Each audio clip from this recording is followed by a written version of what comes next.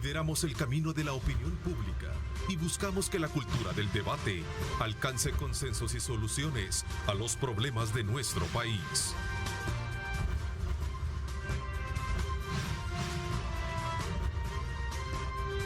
Diálogo con Ernesto López. Buenos días, El Salvador, ¿cómo están? Qué placer enorme saludarles. Bienvenidos una vez más a una edición de su programa Diálogo 21. Estamos en esta mañana de miércoles 24 de noviembre, como siempre agradeciendo a Dios Todopoderoso por darnos ese privilegio de poder ingresar hasta la intimidad de sus hogares y poder llevarles a ustedes los diferentes puntos de vista con relación a los temas y el abordaje que vamos a tener este día durante nuestra hora y media de programa.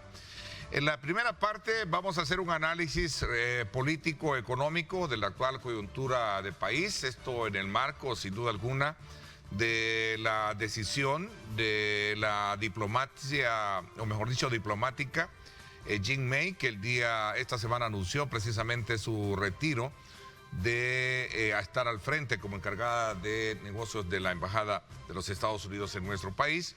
Vamos a hablar un poco también de las negociaciones del acuerdo con el Fondo Monetario Internacional, entre otros aspectos que tienen que ver con el ciclo económico del país al cierre que vamos a tener para este año y que ya estamos desde luego a las puertas del mismo. Así es que un tema bien importante en nuestra primera parte del programa. Quiero darle la más cordial bienvenida para hablar de estos y otros temas. Juan Maldonado, él es catedrático y columnista de medios escritos. Gracias por acompañarnos, Juan. Bienvenido. Gracias, buenos días Ernesto, buenos días a todos los televidentes, es un gusto acompañarnos como siempre y qué bueno compartir este espacio de ideas para generar este tipo de debate sobre los temas que acontecen en el país. Así es, en efecto, voy también a saludar a Ricardo Castaneda, economista senior del Instituto Centroamericano de Estudios Fiscales, ICEFI. Ricardo, gracias por estar siempre atentos a aceptar nuestras invitaciones para hablar de temas importantes como los que este día vamos a sostener durante el programa. Bienvenido. Buenos días, Ernesto. Como siempre, un placer estar contigo. Muchas gracias. Sí, esas declaraciones las daba luego de que la encargada de negocios de Estados Unidos señalaba que se tenía que ir del país, que a ella la habían enviado como un puente, que ese puente no se había tomado, que básicamente el espacio de diálogo con el Ejecutivo no se había logrado concretar. Eso significa entonces que esta etapa, que la podemos llamar como de soft power, ha terminado y creo que el gobierno de Estados Unidos va a redefinir una nueva etapa, ¿no? Es muy difícil saber qué viene en esa nueva etapa, pero creo que es importante que un país con las características de El Salvador, que depende de la economía estadounidense porque es nuestro principal socio comercial, que es donde viven más de 2.5 millones de salvadoreños y que la economía en su conjunto cada vez es más dependiente de las remesas, porque es importante señalar que en los últimos años, especialmente en 2020 y 2021, el peso de las remesas dentro del Producto Interno Bruto ha estado subiendo. Creo que es fundamental, ¿no?, para los salvadoreños y salvadoreñas tener claro que si las relaciones no están bien, eso tarde o temprano puede tener una mala incidencia. E indicaba en esas declaraciones que creo que es importante vernos en el espejo de Nicaragua, un poco para observar cómo han sido las medidas que ha estado adoptando el gobierno estadounidense, donde además de las sanciones a funcionarios, familiares, también ya se ha puesto en revisión el propio Tratado de Libre Comercio con ese país. Desde el año pasado, el gobierno de El Salvador ha estado negociando un acuerdo con el Fondo Monetario Internacional, un acuerdo de servicio ampliado. En distintas ocasiones, desde las autoridades han señalado que ese acuerdo ha estado cerca. Incluso a finales de julio se publica un comunicado de la Casa Presidencial de El Salvador indicando que el acuerdo iba a estar antes de septiembre, ¿no? Septiembre llegó, el acuerdo no se realizó. Luego las autoridades gubernamentales les habían señalado a los inversionistas que el 15 de noviembre iba a ser la fecha en la que el Fondo Monetario iba a anunciar este acuerdo. Pues el 15 de noviembre pasó y tampoco el acuerdo llegó. Y lo que han señalado las autoridades del Fondo Monetario Internacional es que lo que ha estado en discusión en realidad es una revisión al artículo 4, que este es un documento en el cual se observa y analiza cómo están las distintas variables económicas, y que luego de ese documento se podría empezar a hablar de un posible programa de apoyo financiero. Para eso estamos hablando de meses. Recién lo que hemos tenido ahorita es nada más las declaraciones que ha finalizado el equipo técnico, pero el documento que debe ser aprobado por el directorio va a tomar por lo menos unos 3 meses. Incluyendo también el poder, digamos, resaltar el trabajo hecho a partir del tratamiento que el gobierno le dio al tema de la pandemia del COVID-19. Sí, quizás aquí hay que diferenciar un par de cosas, ¿verdad? El acuerdo que estaba negociando El Salvador para lograr un apoyo de $1.300 millones se llama Acuerdo de Servicio Ampliado. Este tipo de instrumento, además de tomar en cuenta los aspectos puramente fiscales y económicos, también toma en cuenta los temas de gobernanza y transparencia. En los primeros puntos era donde no había tanta diferencia prácticamente entre el gobierno. Incluso el ministro de Hacienda había señalado que el gobierno de El Salvador estaba dispuesto a hacer un ajuste de 4 puntos del Producto Interno Bruto. Esto significa medidas que te permitan aumentar los ingresos o reducir los gastos en torno a $1.000 millones. El tema principal acá estaba en cuáles iban a ser los compromisos que iba a asumir el gobierno en temas de gobernabilidad democrática y transparencia. Aun cuando en términos técnicos este acuerdo se hubiera podido lograr, quien tiene la última palabra es el directorio. Y dentro del directorio, quien tiene un enorme peso es Estados Unidos, ¿no? ¿Tú crees que este tema en esa mesa entonces salga a relucir, obviamente? No, sin duda. Es decir, Estados Unidos ha señalado que ha mostrado su preocupación por el deterioro democrático que ha habido en el país, y estoy seguro que también van a cuidar al propio Fondo Monetario Internacional en el sentido de que existe el riesgo que pueda quedar como una especie de cómplice si se financia el establecimiento de un régimen no democrático en el país. Y por eso las preocupaciones, por eso el tema de alargar las negociaciones para ver efectivamente cuáles son los compromisos que desde el gobierno se van a asumir en esta materia. En cuanto al comunicado que se saca de parte del equipo técnico este día lunes, efectivamente se resalta, por ejemplo, cómo la economía va a crecer alrededor de 10% este año. Esto implica que el efecto rebote se habría concretado porque venimos de una caída de alrededor de 8% en el año 2020. Sin embargo, vuelven a indicar que ya a partir del próximo año y hasta el 2026, El Salvador volvería a la trampa de bajo crecimiento en torno al 2% del Producto Interno Bruto. En contexto, creo que hay que partir de hacer un llamado a la población para que entienda de que en esos momentos se puede dar un conflicto entre sistemas de gabinetes de países, no entre los países, porque el vender la idea que hay un problema o hay un distanciamiento de relaciones entre los países pareciera ser que es todo. Eso no existe.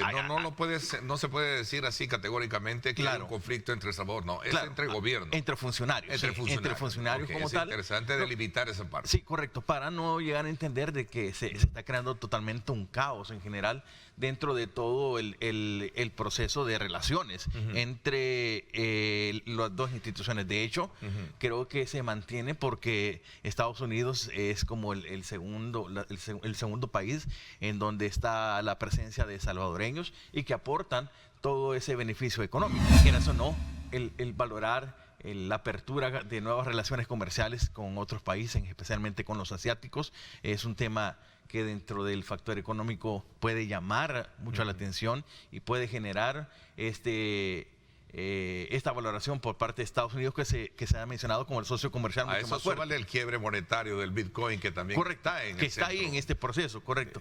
Y también de ahí los señalamientos que se hacen hacia un poco la injerencia de la embajada, no estoy diciendo de Estados Unidos, sino de la embajada en ciertas acciones sociales, como digo, señalamientos, no estoy diciendo que es verdad, sino que ese tipo a la investigación que tiene la Fiscalía con relación a esta intención de división de la fracción de Nuevas Ideas en la que se vio involucrada o mencionada precisamente y después categóricamente ellos lo desmintieron. Claro. Pero el punto es que ahí está. Ahí está. Entonces este tipo de elementos han provocado que se genere esa tensión entre funcionarios y ese distanciamiento entre funcionarios.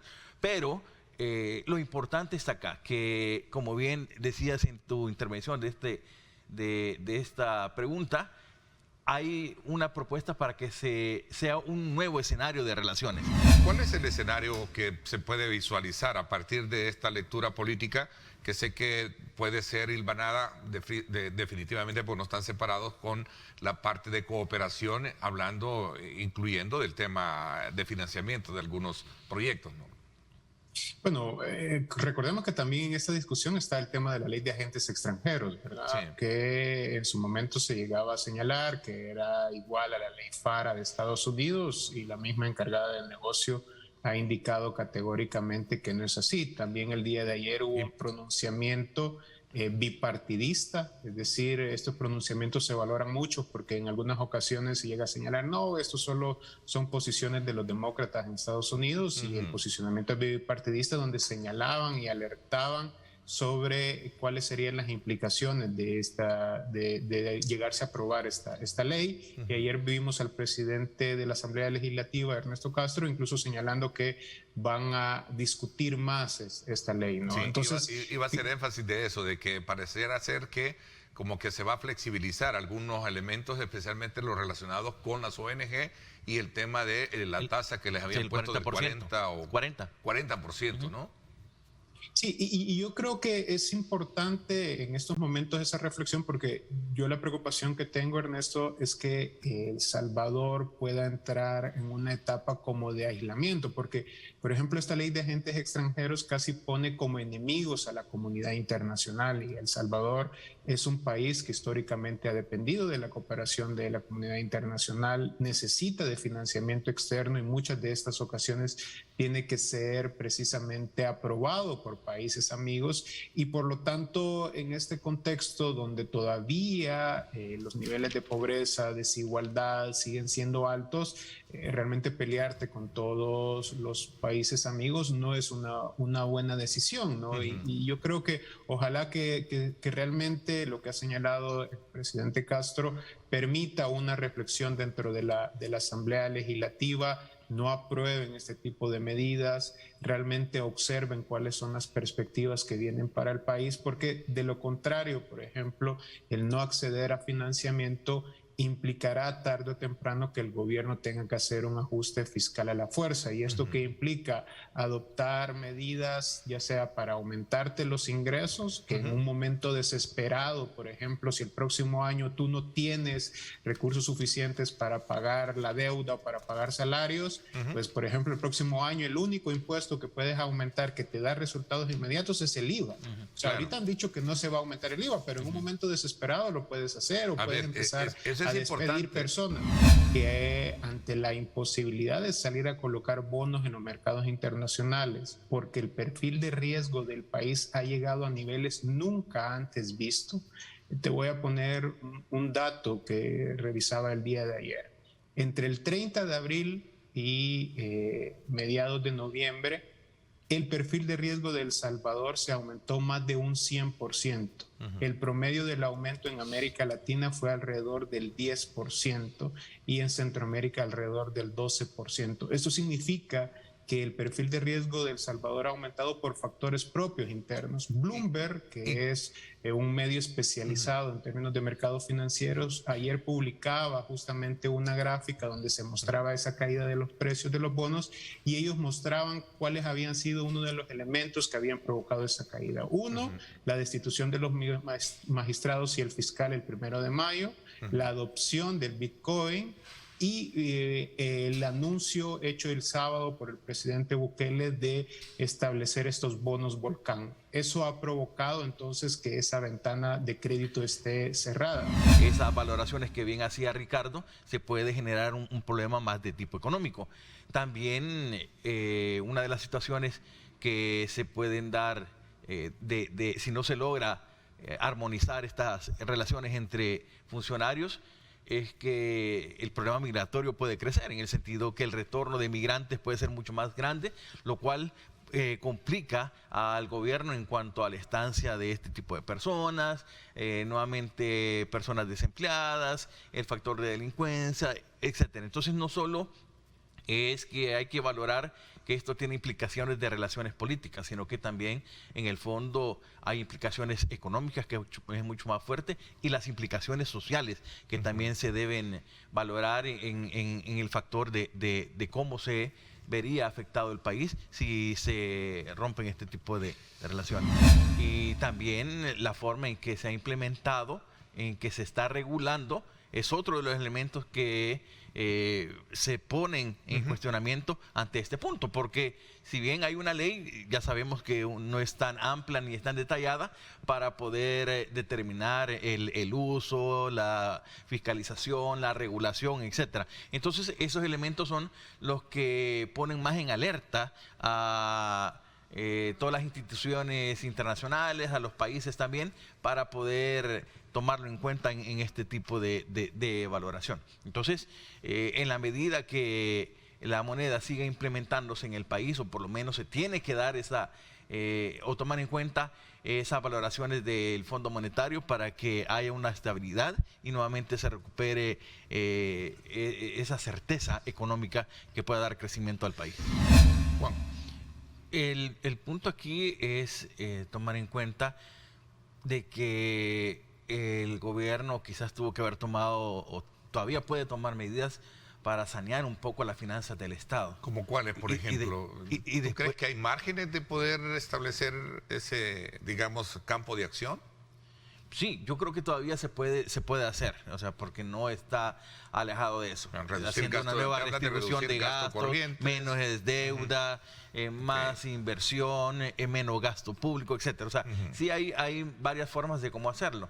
Y después de sanear un poco las finanzas del Estado, pues proyectarse a hacer un estudio sólido, una regulación fuerte acerca de la implementación de este tipo de moneda. Ahora, digamos, ya la implementación del Bitcoin está, lo que hay que ver es el para qué se está implementando esto. Y pues yo también valoro mucho por la forma en que se está generando este tipo de propuestas, que va casada mucho con el factor de inversión turística o en el rubro turístico. Pues vemos que se le está apostando a Oriente en este tipo de desarrollo de infraestructura, de proyectos, pero también con el posicionamiento de países asiáticos, o sea, Japón, China, etcétera. Entonces, creo que también por ahí puede venir este escaparate para poder tener esta zona como centro de inversión, centro de desarrollo económico, que pueda facilitar un poco los ingresos y el desarrollo dentro de la economía para subsanar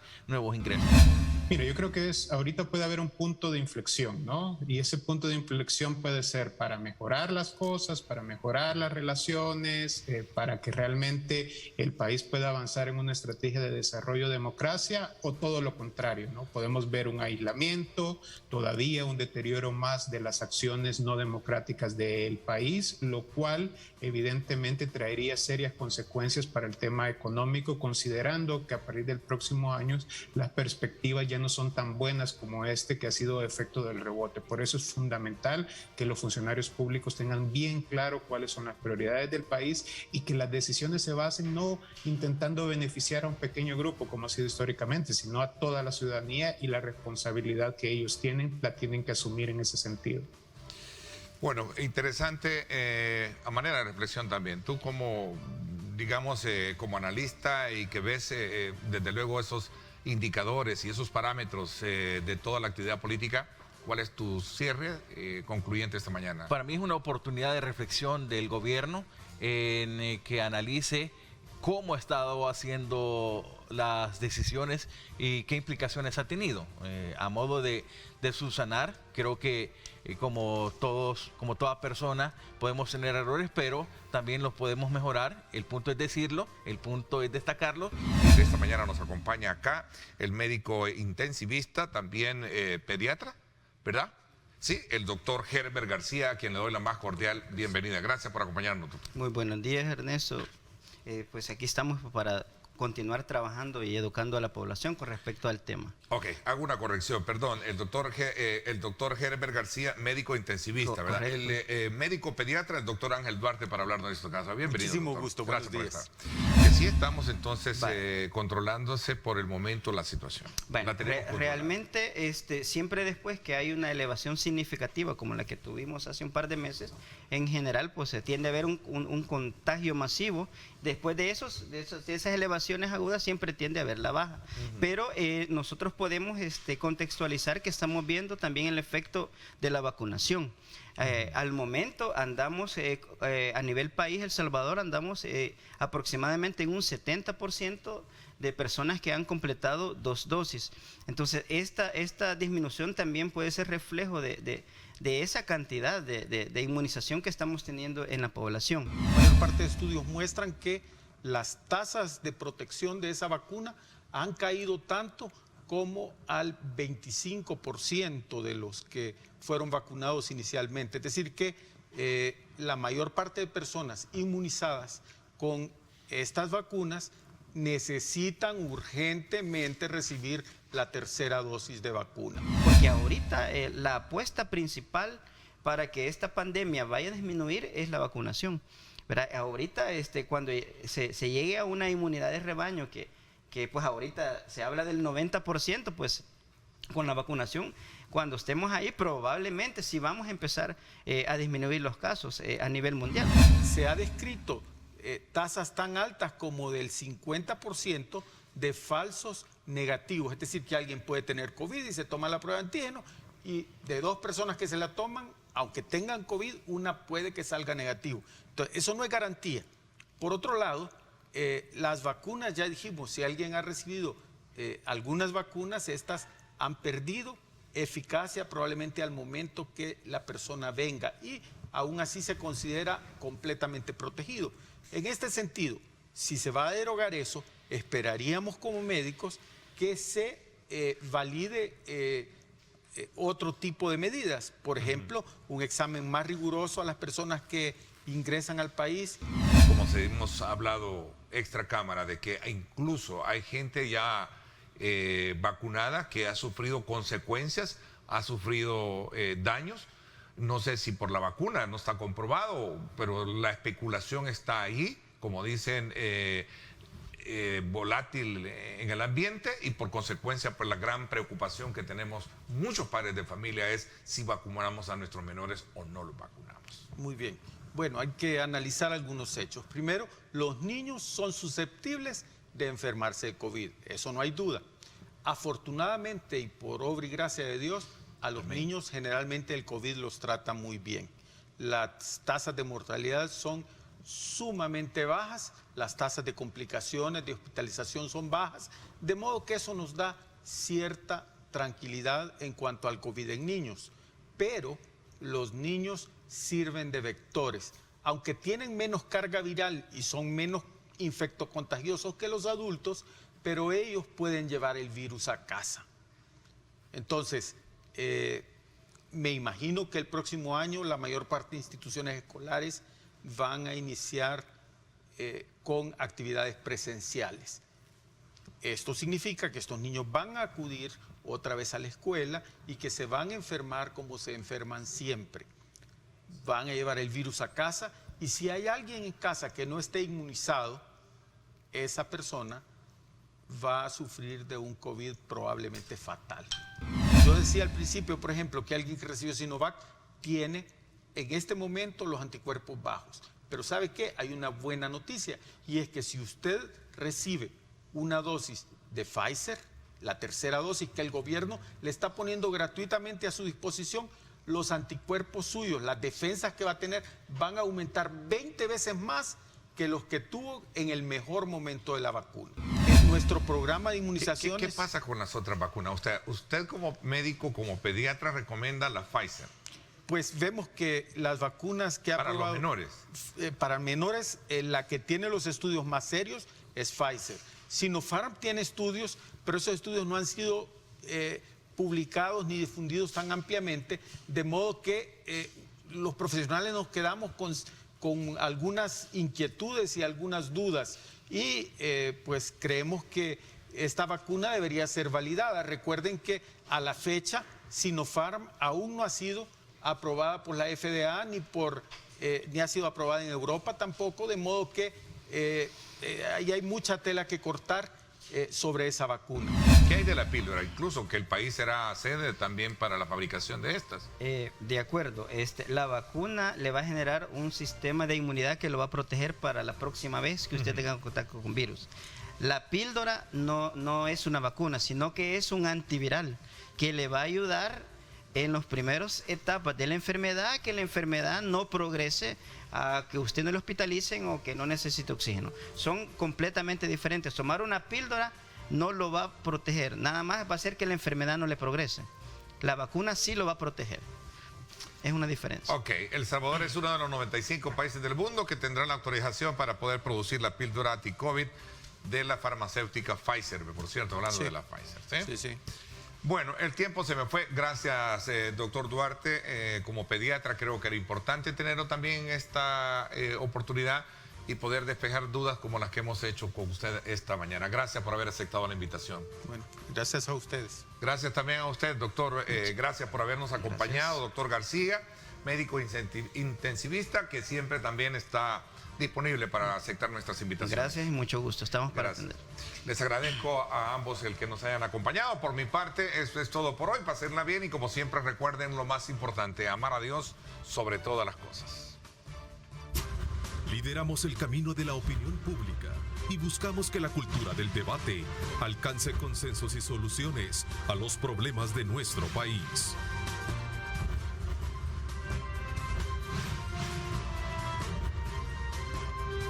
Diálogo con Ernesto López.